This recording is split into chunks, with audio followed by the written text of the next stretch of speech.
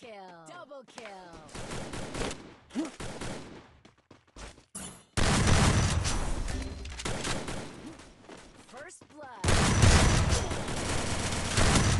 tôi.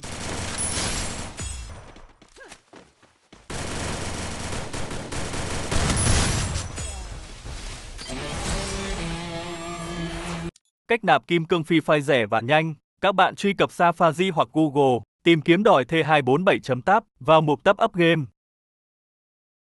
Chọn nạp kim cương Freefire xong ngay. Chọn số tiền bạn muốn nạp và nhập ID game của các bạn vào. Thanh toán ngay.